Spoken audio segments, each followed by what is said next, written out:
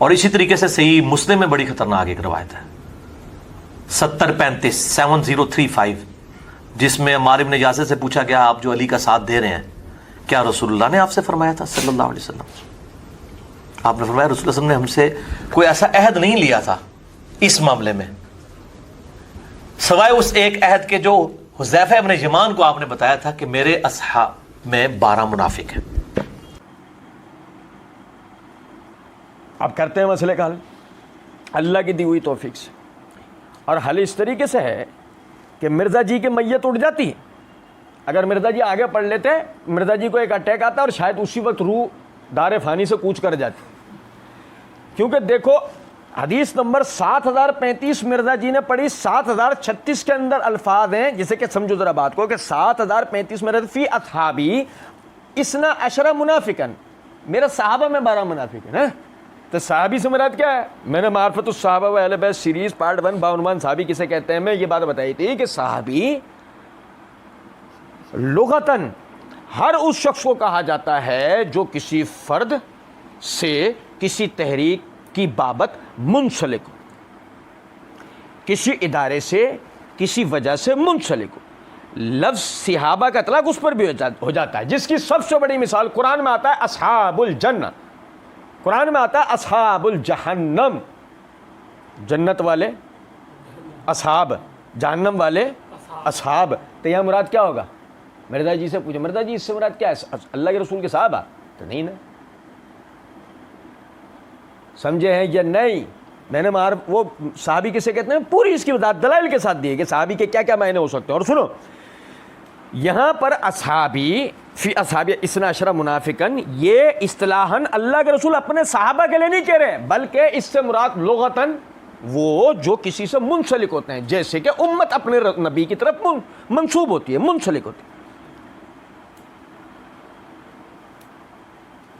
और देखो ज़रा, मिर्ज़ा जी ने 7035 पढ़ी, 7036 पढ़ते तो ये जो हम बात कर रहे हैं बिल्कुल बात हो जाती, क्योंकि 7036 में ये अल्फाज हैं कि ये देखो फी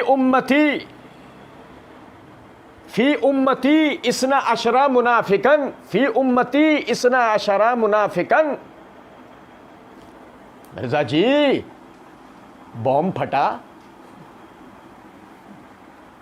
बड़े बॉम्ब गिराने, हाइड्रोजन बॉम्ब गिराएंगे चो हम पर। सुनो बात सुनो, फी उम्मती इसना अशरा मुनाफिकन, मेरी उम्मत में 12 मुनाफिक हैं, मेरे सहाबा में नहीं, मेरी उम्मत में 12 मुनाफिक हैं।